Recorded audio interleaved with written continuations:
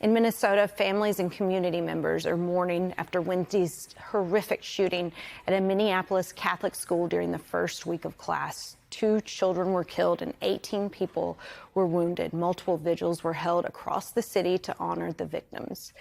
They've been identified by their families as Harper Moisky, described by her parents as a bright, joyful, and deeply loved 10-year-old whose laughter, kindness, and spirit touched everyone who knew her.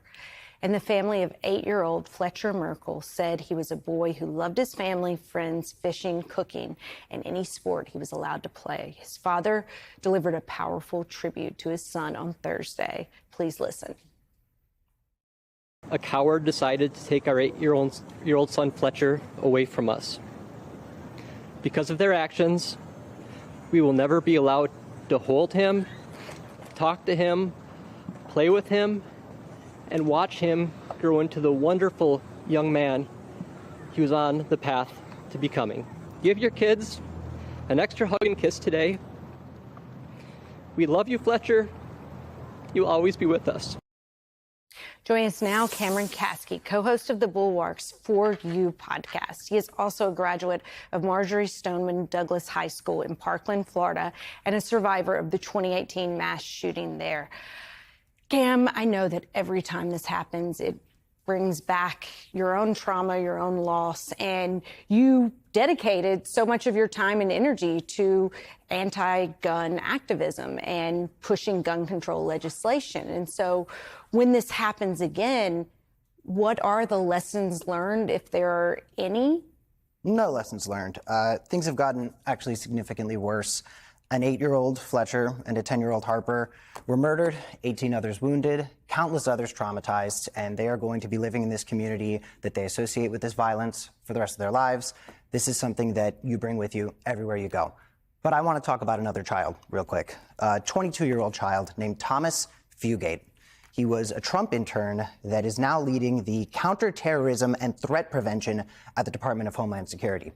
The first thing my classmates and I recognized after the shooting at our high school that killed 17 people and injured 17 more was that this is political. And everybody who wants to tell us not to politicize the tragedy is deliberately trying to gaslight this country out of understanding that tragedies like this are as political as you can possibly get. Now, this Thomas Fugate, 22-year-old Trump intern, he fired 75% of the staff and said that the focus should not be on domestic terror or domestic shooters. The focus should be on illegals. This administration and their policies, which the Parkland shooting happened during the first Trump administration, which was a disaster of its own, this administration is directly leading to mass murder.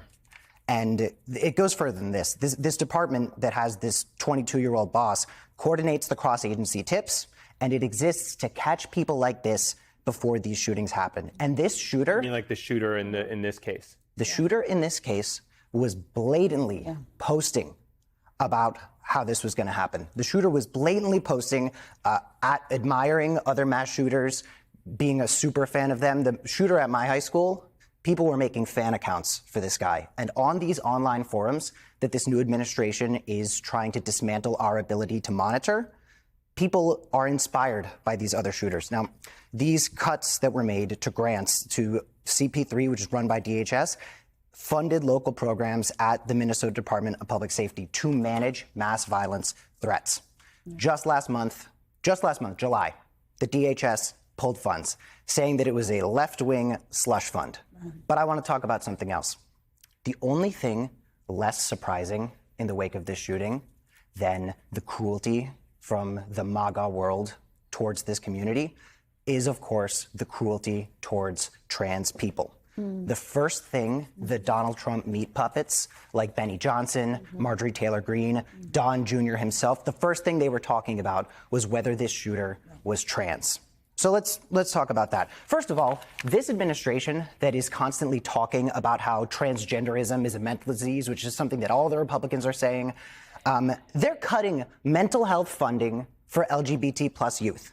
So if you're talking about how people like this are dangerous and you are getting rid of our ability to help people like this get the resources to help themselves, you are another level of cruel, and it is such a contradiction that is the exact type of thing that defines this administration, but you still have to point out every time. But I looked into it a little bit further. The Gun Violence Archive looked at 5,729 mass shootings.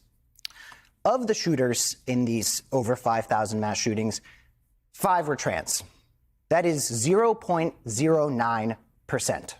So I do believe there is a trans mental health crisis in this country.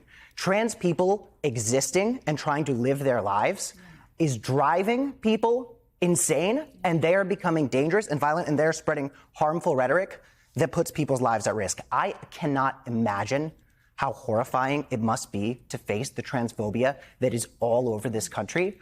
And I don't scare very easily. I survived a mass shooting. Yeah. Let me play for you really quickly the soundbite from the Minneapolis Mayor Jacob Frey, who had some very powerful words in the wake of this tragedy. Take a listen. We need to be doing more than talking. It can't just be words. There needs to be action. Don't just say this is about thoughts and prayers right now. These kids were literally praying.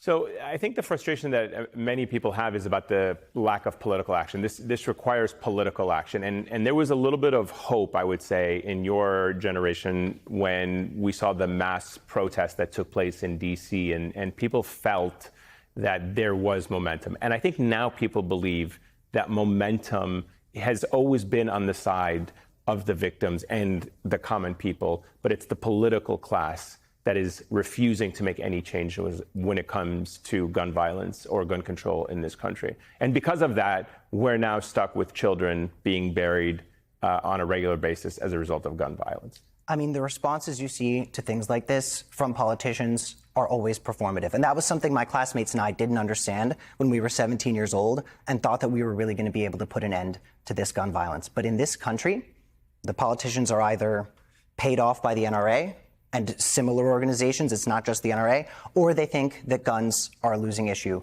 and we're not going to be able to see any substantive difference here.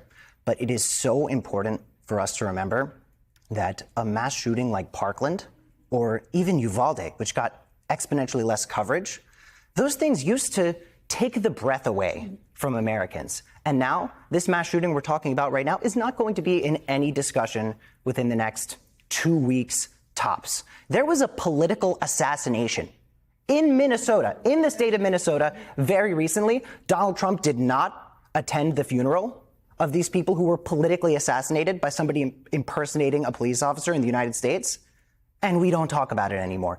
This administration and the country as it is today is so defined by tragedy, cruelty, and violence that something like children being shot dead while they are praying is not going to be a topic next week. Yeah, it's tragic and heartbreaking to have to live through it. Chills, and it's so true. Everything that you said is so true. Cameron, thank you so much. I know this is always difficult to have this conversation, but we really appreciate your insights and your lived experiences. Well, people have done worse things to remind themselves of what they were like when they were in high school.